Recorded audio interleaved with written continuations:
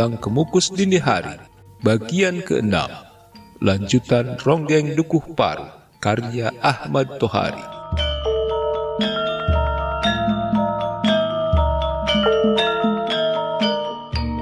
Bagaimana, Kang? Bagaimana? Sampean sudah mengerti apa jadinya bila aku berlama-lama tidak menabuh calung. Jadi akulah yang harus bertanya kepada sampean, bagaimana? Aku mengerti, Kang.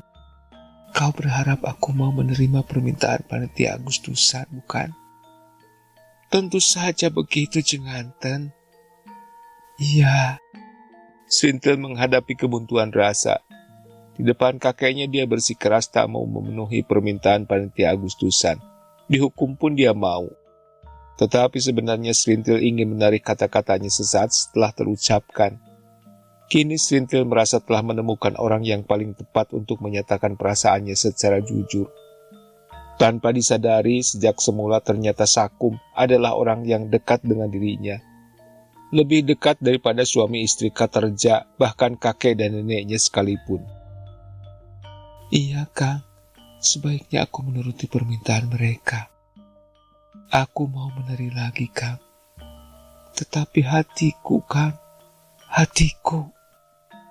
Hati? Ya, hatiku tak bisa kubawa menari. Bisa, ujar Sakum cepat. Aku percaya Indang Ronggeng masih tetap bersemayam pada diri sampean. Hati sampean yang buntu akan terobati bila sampean melupakan dia. Dia? Ya, Rasus. Berkata demikian, wajah Sakum memperlihatkan segala kesungguhannya. Amat jarang Sakum berbuat demikian. Bibirnya merapat, otot-otot pipinya menegang. Dengan cara itu, Sakum ingin menyatakan kebenciannya atas hubungan Srintil Rasus yang telah membawa banyak persoalan bagi rombongan Ronggeng, bagi Dukuh Paru. Srintil langsung menundukkan kepala, benci melihat wajah Sakum yang mengerikan. Hatinya tersinggung oleh kata-kata Sakum, tetapi Srintil kemudian sadar kata-kata itu bukan ditujukan kepada Srintil maupun Rasus sebagai pribadi, melainkan kepada sifat hubungan antara keduanya yang ternyata telah membuat suara calung lenyap dari Dukuh Paru. Jenganten, sambung Sakum, kini dengan nada seorang bapak. Bukan sampean seorang yang menjadi ronggeng dan terpikat oleh laki-laki tertentu. Hal semacam ini sejak dulu sering terjadi, tetapi tidak segenting pada diri sampean. Dulu, puluhan tahun yang lalu, Ronggeng Trombol mengalami hal seperti ini. Dia kawin dengan seorang bedana. Nah, dasar masih bersemayam indang dalam dirinya. Perkawinan mereka hanya berumur selama orang mengunyah sirih. Ronggeng Trombol kembali menjadi milik Dukuh Paru. Artinya kembali melenggang dan melenggok seperti layaknya seorang ronggeng. Demikian juga yang terjadi atas diri Ronggeng Cepon. Dia tergila-gila kepada anak seorang pedagang batik. Mereka kawin juga akhirnya, tetapi nasibnya malah lebih buruk. Suami yang dicintai pergi meninggalkannya. Ronggeng Cepon begitu merana. Akhirnya dia mati ketika usianya belum lagi 20. Nah, sekarang diri sampean, sudah cukup apa yang sampean dapatkan dari Rasus. Begitulah namanya seorang ronggeng. Sampean sudah merasakan kesenangan bersamanya, tidur bersamanya. Hanya itulah yang bisa sampean terima, karena sampean seorang ronggeng. Selagi indang masih tinggal dalam diri, sampean tidak mungkin mendapatkan lebih dari itu. Tidak mungkin. Jadi sekali lagi, lupakan Rasus demi kebaikan sampean sendiri. Srintil masih menundukkan kepala, kini matanya basah. Tadi setiap kali Sakum menyebut nama Rasus, setiap kali pula jantungnya berdenyut keras. Terbayang kembali olehnya suatu ketika di malam hari menjelang acara buka kelambu. Rasus menemuinya dengan wajah demikian hampa, tapi penuh ketidakberdayaan. Terngiang kembali ucapan Rasus terakhir yang masih sempat didengarnya. Aku tak mungkin mengawinimu karena kamu seorang ronggeng. Kamu milik Dukuh Paru. Jadi aku masih seorang ronggeng karena pada diriku masih bersemayam indang, ucap Srintil pelan. Sudah puluhan tahun dan sekian banyak ronggeng yang ku kenal. Getar suara sampean adalah getar suara ronggeng. Bau badan sampean adalah bau badan ronggeng. Wibawa sampean juga wibawa ronggeng. Nah, sampean memang masih seorang ronggeng. Kelak pada suatu saat aku akan tahu sampean bukan lagi ronggeng, yakni bila Indang telah meninggalkan diri sampean. Sakum kemudian menarik napas lega. Kedua bahunya turun seakan baru lepas dari beban yang berat. Memang, Sakum telah lama ingin mengungkapkan perasaannya kepada Serintil, mengingatkannya dan mengajarinya tentang bagaimana seharusnya sikap seorang ronggeng. Niatnya demikian tulus, sehingga Sakum tak menghendaki orang menghubungkan niat itu dengan kepentingan pribadinya. Merasa telah mengungkapkan semua perasaannya, Sakum kembali kepada pekerjaannya. Tangannya kembali menganyam serpih-serpih bambu. Tangis anak Sakum masih berkepanjangan, tangis yang hambar, tangis seorang anak yang lapar tetapi merasa pasti tak ada nasi yang bisa dituntutnya. Burung kembali ngoceh, bebas dan lepas. Suaranya meriah dan renyah, kebalikan yang sempurna atas suara tangis anak Sakum. Kemana istrimu, Kang? Dia ada di rumah Kartareja, menumbuk padi.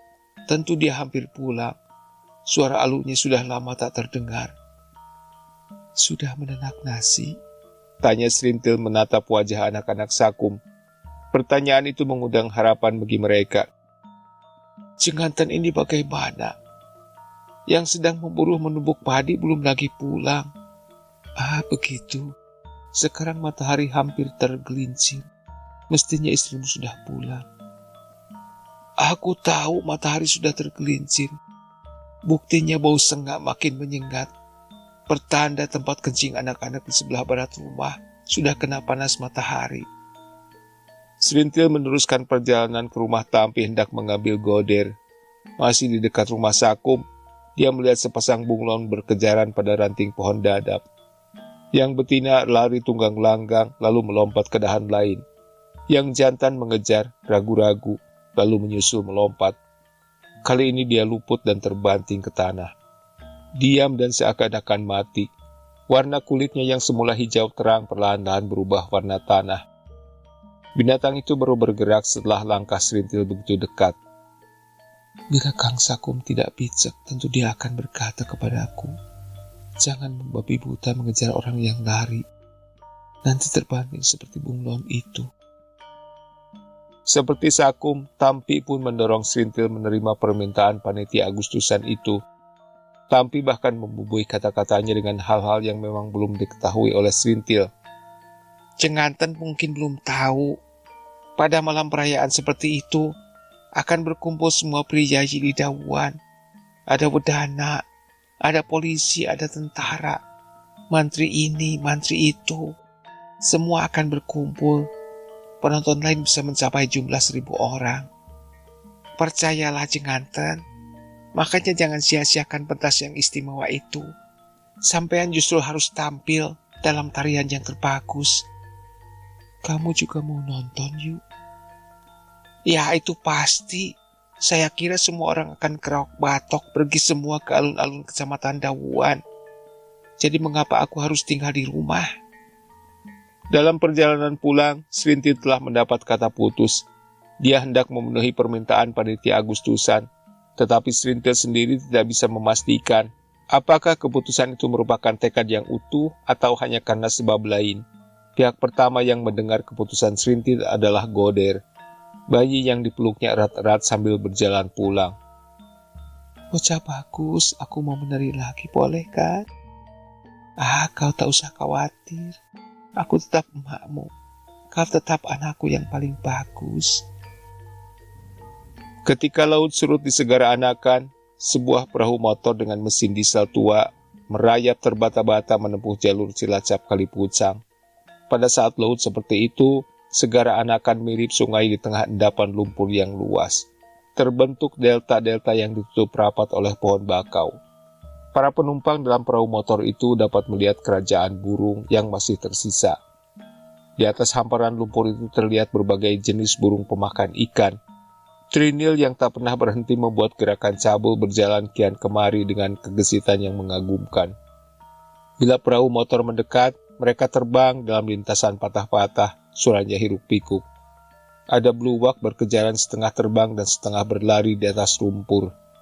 Sementara kuntul membentuk kelompok, makhluk-makhluk putih, terkadang mereka menyebar kemudian berkumpul lagi dalam gerakan-gerakan lamban. Ada seekor binatang tamu yang besar, berdiri dengan kaki hampir sepenuhnya tenggelam dalam lumpur. Langkahnya amat lamban, mirip langkah-langkah seorang kakek pikun. Dia adalah bangau tongtong. Dia kelihatan merana tanpa teman sejenis. Manakala hutan-hutan sudah rusak, manakala sawah-sawah sudah berbau obat penyemprot hama, manakala sudah terlalu banyak pemuda menyandang senapan angin, maka wilayah segar anakan serta daerah berawa-rawa di sekitarnya adalah tempat terakhir bagi berjenis-jenis burung untuk mempertahankan keberadaannya. Suaka. Burung dadali yang sudah sulit ditemukan di daerah pedalaman ternyata masih banyak di sana. Demikian juga burung-burung pemakan biji-bijian seperti tekukur, balam, dan perkutut. Dan yang menyolok adalah banyaknya burung alap-alap. Tentu saja karena mangsanya, burung-burung kecil seperti brondol, burung badu, atau kutilang, seperti sengaja dikumpulkan dalam pulau-pulau kecil berambut hutan bakau itu. Para penumpang yang menyerati kapal motor tua itu tampaknya tak terkesan oleh pesona dunia burung. Boleh jadi mereka terlalu angkuh dalam dunianya sendiri, dunia manusia. Atau hanya karena mereka tidak bisa duduk tenang, kendaraan yang mereka tumpangi harus meliuk-liuk menuruti air yang dalam agar tidak kandas. Dalam hal ini, pengemudi perahu motor itu, yang tak lebih dari seorang pemuda belasan tahun, layak mendapat pujian.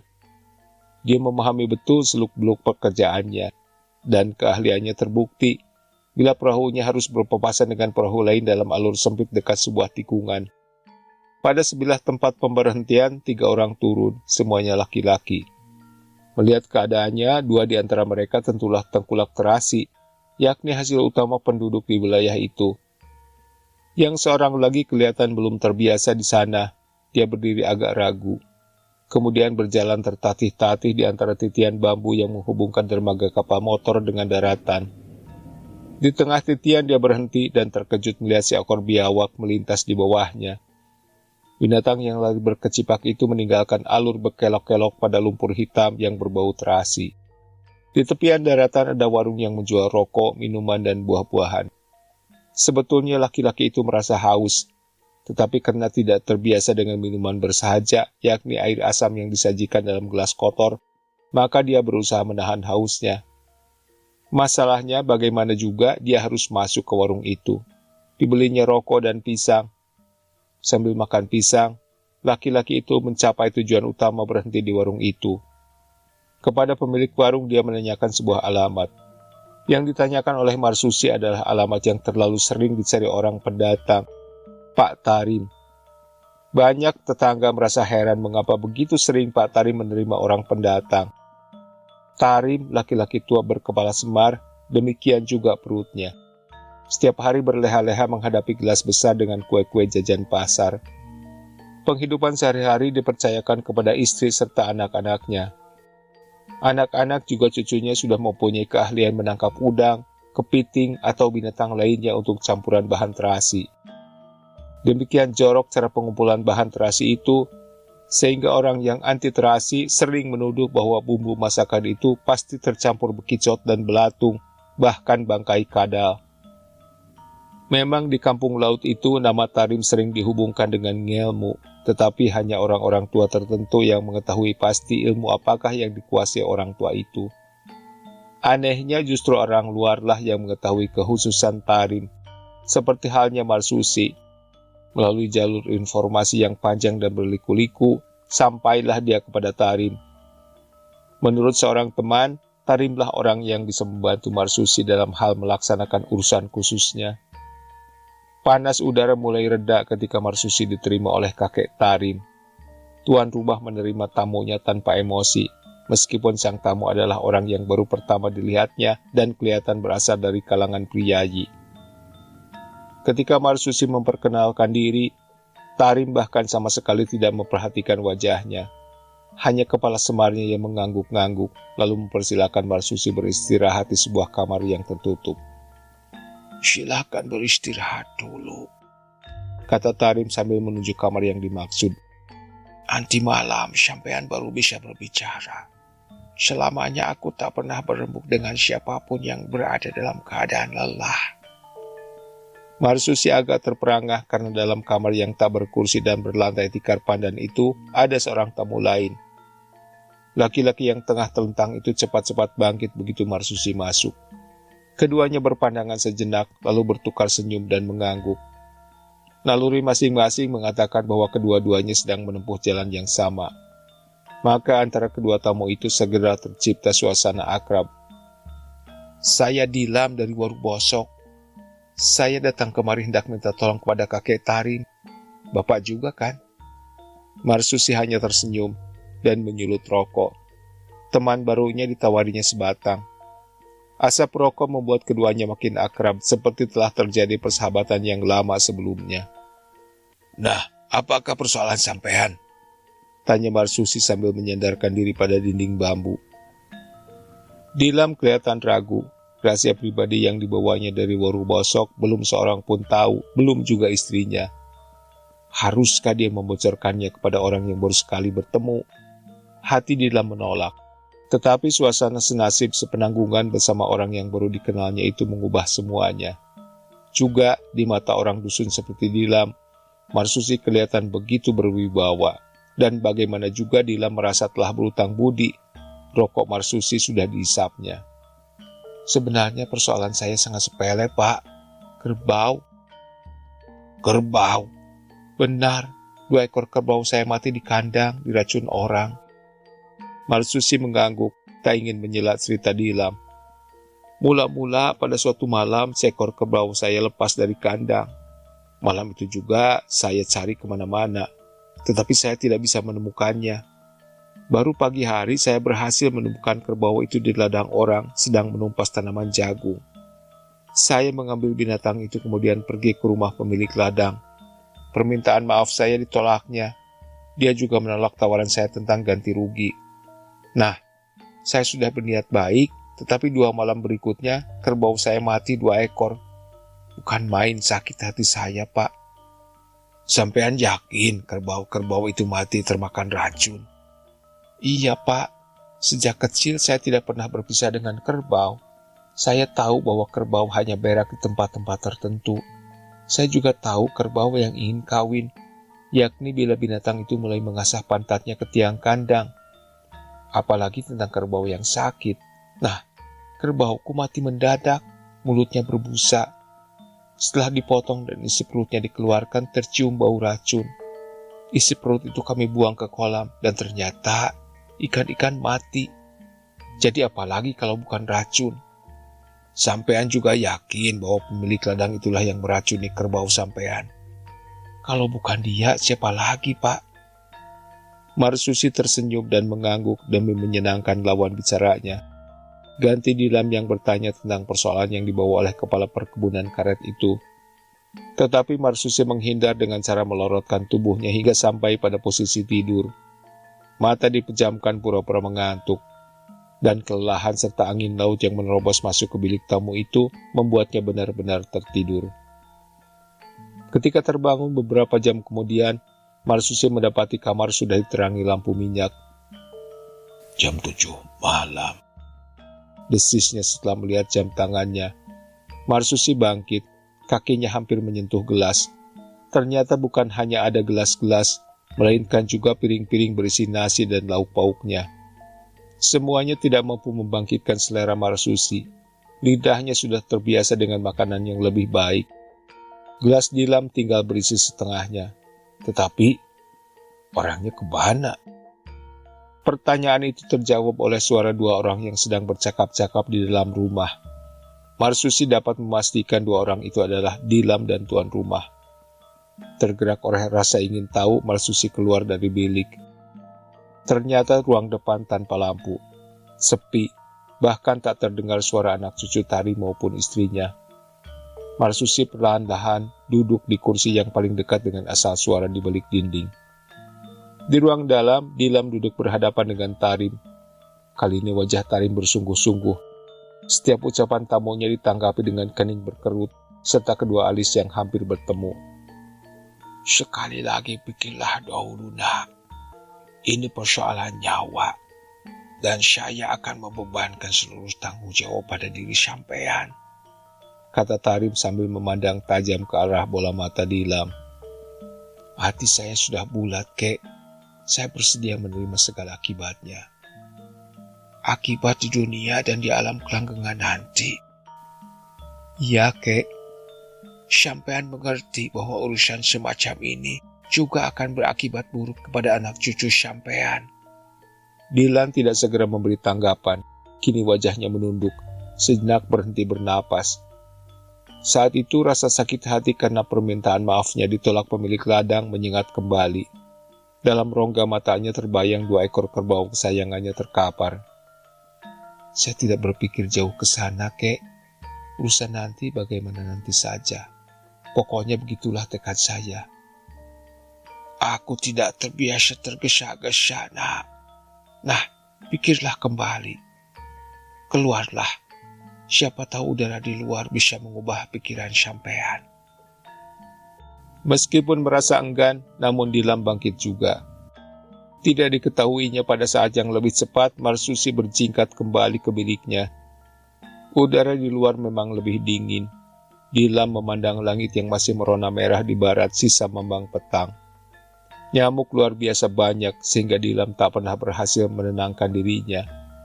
Tak mengapa, karena setidaknya Dilam bisa mengingat kembali sepenuhnya kata-kata Tarim. Mestinya semuanya benar. Lepas dari kenyataan bahwa kakek itu menikmati upah dari ilmu hitamnya, toh dia kelihatan bersungguh-sungguh mencegah orang membuat celaka sesamanya. Atau seperti yang pernah didengar oleh Dilam sendiri bahwa Tarim akan menerima dengan ikhlas pengunduran diri seseorang yang semula datang dengan maksud minta bantuan buat membinasakan orang lain. Masalahnya tinggal pada nurani Dilam untuk menerima sinar terang. Ternyata kesumat yang mengendap dalam hati laki-laki dari Warubosok itu lebih pekat. Kata-kata sendiri yang tadi terucapkan di depan Tarim bergema kembali. Urusan nanti, bagaimana nanti saja. Dilan masuk kembali menghadap Tarim, wajahnya malah bertambah gelap. Sambil duduk dilepasnya napas banyak-banyak. Bagaimana, nak? Saya tetap pada pendirian semula. Sudahlah, Kek. Pokoknya semua ini atas tanggung jawab saya. Baiklah kalau begitu. Tarim bangkit meninggalkan tamunya. 1/4 jam kemudian dia muncul lagi membawa sebuah cawan berisi air bening dan selai kain mori. Setelah terpapar di atas meja, Dilam baru melihat ada sebuah jarum berekor benang terselip pada kain mori. Tak urung hati Dilam terkesiap melihat benda-benda yang mendadak berpengaruh magis itu. Kakek Tarim duduk, entah mengapa napasnya terengah-engah. Keningnya mengkilat oleh titik keringat. Jarum dipegang pada ekor benangnya. Diayun-ayun memutar tepat di atas cawan. Ayunan dihentikan. Jarum yang masih berpusing-pusing itu ditunggunya sampai berhenti. Kemudian dijatuhkan tepat di tengah air dalam cawan. Air seperti mendidih dan Tarim cepat menutup cawan itu dengan kain mori. Sesaat kemudian terdengar suara gemericik. Kain mori itu disingkapkan. Airnya masih bening, tetapi jarum berekor benang itu telah lenyap. Kirimanmu sudah berangkat, kata Tarim. Ketegangan pada wajahnya mengendur, dengan ujung baju dilapnya keringat yang mengucur deras. Sementara itu Dilam sendiri belum bisa melepaskan diri dari kebisuan yang sebenar-benarnya. Dan Dilam terperanjat ketika terdengar lagi suara berkecipak dari dalam cawan yang tertutup mori. Tarim membukanya. Mata Dilam membulat melihat air dalam cawan sudah berubah. Jarum berekor benang kelihatan lagi, mengkilat dalam cairan yang lambat laun menjadi merah. Darah mengental pada ekor benang itu, larut perlahan-lahan merata dalam cairan. Selesai, kata Tarim sambil mengemasi perkakasnya. Sekali lagi, nak, semua ini terjadi atas tanggung jawab sampean sepenuhnya. Kalau besok cepat pulang ke Warubosok, sampean bisa melihat penguburan mayat seteru sampean itu. Yang terkesan dari wajah Dilam adalah perasaan puas sekaligus ngeri. Orang Warubosok itu tak mampu berkata-kata. Dirasakannya keringat meleleh di tengkuknya. Melihat Dilam yang pucat dan agak gemetar, Tarim tersenyum. Kakek itu sudah hafal. Itulah perilaku kebanyakan tamu yang datang kepadanya. Agar sampean tidak gemetar seperti itu, hanya ada satu cara. Usahakan sekeras-kerasnya rasa benar di hati sampean, bahwa musuh sampean mendapat celaka akibat ulah sendiri. Tanamkan keyakinan itu kuat-kuat pada diri sampean. Dilam mengundurkan diri dengan kegoncangan hati yang tidak bisa disembunyikan. Dalam bilik tamu didapatinya Marsusi sedang menengadah, tidur di lantai bertikar. Sudah? Tanya Marsusi dengan senyum. Jawaban Dilam adalah air muka yang kosong hambar. Masih adakah perahu motor menghilir ke Cilacap?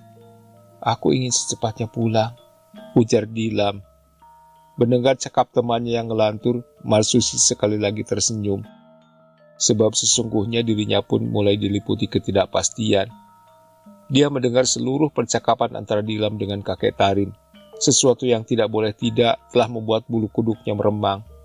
Marsusi merasa yakin temannya seperti dirinya juga dihantui oleh perasaan tidak nyaman.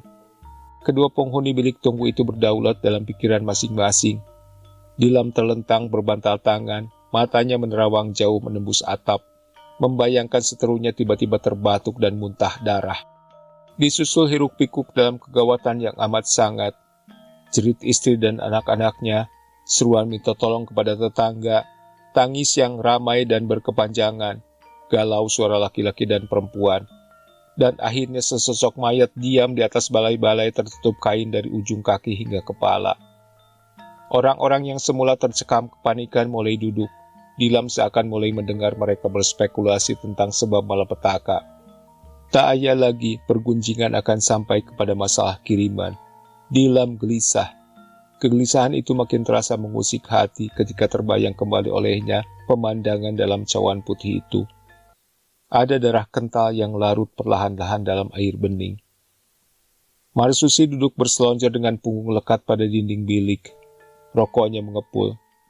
Dia sama sekali tidak memperhatikan Dilam yang kelihatan begitu gelisah. Namun sebenarnya Dilamlah yang sedang menjadi titik pusat perbenungannya. Tak salah lagi, Dilam pastilah seorang petani. Dia berasal dari kaum yang selama ini dianggap sebagai simbol sisa keluguan, kejujuran, bahkan keutuhan kemanusiaan. Tetapi mengapa si tani yang dungu itu memiliki keberanian menumpahkan darah, meski secara tak langsung, melalui jalan yang tidak bisa diterangkan dengan akal, petani sesamanya? Kearifan yang segera diperoleh Marsusi dari permenungan sesaat itu adalah sebuah pelajaran sederhana, bahwa rasa dendam mampu membinasakan martabat kemanusiaan. Juga di antara dua orang dusun yang masih terikat pada keserbaluguannya. Dan Marsusi terkejut ketika sadar dirinya kini berada hanya beberapa jengkal dari Dilam. Dan dia berada dalam bilik itu, terus terang dalam rangka tujuan yang sama. Bila Dilam telah mencelakakan pemilik ladang yang telah meracuni kerbaunya, maka Marsusi akan membuat celaka seorang anak dukuh paruk yang telah mempermalukannya menampik hajatnya. Pandangan mata Marsusi baur, terbayang olehnya serintil memegang dada sambil terbatuk mengeluarkan darah segar. Ada beling dan paku-paku berhamburan dari mulutnya, matanya terbeliak mengerikan. Kemudian terbayang keranda diusung menuju kuburan diiringi tangis semua warga dukuh paruk. Marsusi menggeleng-gelengkan kepala, menelan ludah dan membunuh rokoknya di lantai. Seperti hanya Dilam, pada saat itu pun Marsusi ingin segera pulang. Tetapi bayangan serintil ketika menampiknya kelihatan lagi di depan mata. Urat-urat pipinya menggumpal. Pada saat itu terdengar suara dari dalam, kakek Tari memanggilnya. Seperti orang yang kehilangan kepastian, Marsusi bangkit. Dilam memandangnya sambil tetap terlentang. Mata orang baru bosok itu. Seakan ada sesuatu yang minta diterjemahkannya. Sayang, lampu minyak itu tidak mempunyai cukup cahaya buat memantulkan kembali makna yang terkandung dalam sinar mata Dilam. Sementara itu, suara panggilan terdengar kembali buat kedua kali.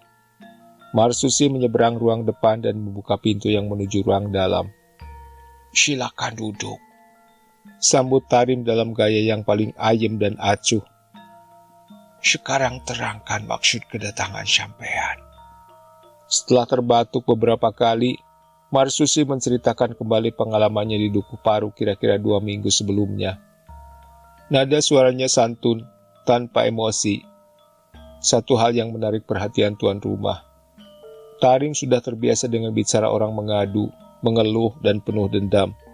Tetapi hal itu tak terbersit dalam pembicaraan Marsusi. Tiba-tiba Tarim tersenyum, membuat Marsusi berhenti berbicara. Srintil, nak. Iya, kek.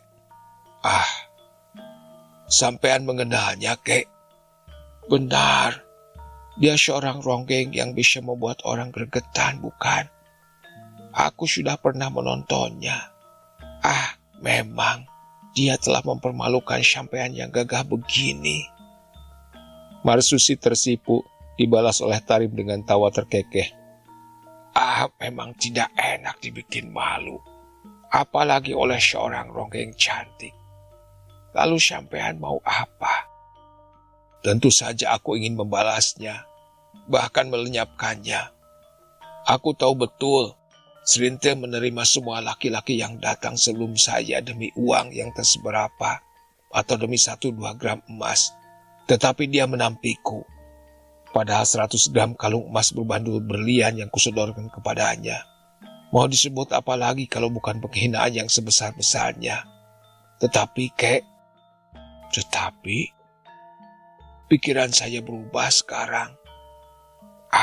Biarlah dia. Marsusi tersenyum tawar, tetapi kakek Tarim terkekeh-kekeh. Karena kalau Srintil melirik sambil pacak gulu, jantungmu rontok, bukan? Karena kalau Srintil melempar syampur, hatimu terbeset, bukan? Tarim menyambung tawanya lebih keras. Perut semarnya bergejolak, bibirnya yang tumpul pada kedua ujungnya tertarik ke belakang, sehingga tak salah lagi, semar. Ya, mestinya semua orang seperti sampean. Tak usah ragu mengubah pikiran bila disadari pikiran yang dimaksud tidak baik. Mengapa masih saja orang datang kemari dengan tujuan mencari pelampiasan dendam? Bahkan kadang hanya karena rasa iri terhadap sesama. Mereka mengira dengan melampiaskan dendam, maka urusannya selesai. Nah, mereka keliru. Dengan cara itu, bahkan mereka memulai urusan baru yang panjang dan lebih genting. Di dunia ini, nak, tak ada sesuatu yang berdiri sendiri. Maksudku, tak suatu upaya apapun yang bisa bebas dari akibat. Upaya baik berakibat baik, upaya buruk berakibat buruk. Lebih aneh lagi, nak, orang yang sudah tahu akan berakibat buruk, tetapi masih juga berani mengambil risiko. Marsusi mendengarkan khotbah Tarim dengan minat yang penuh. Bukan hanya karena dia menangkap kebenaran dalam khotbah itu, melainkan secara pasti dia merasakan adanya kepura-puraan yang nyata. Seorang tukang sihir berkhotbah tentang nilai-nilai budi luhur. Keganjilan yang terasa di hati Marsusi mengambang menjadi garis-garis tanda tanya pada wajahnya, pada sinar matanya. Sasmita ini terekam oleh indria Tarim. Dia tanggap Sasmita. Terima kasih sudah menyimak. Sampai jumpa di bagian selanjutnya. Tata dan Nami Hajab pamit. Selamat menikmati hari yang menyenangkan.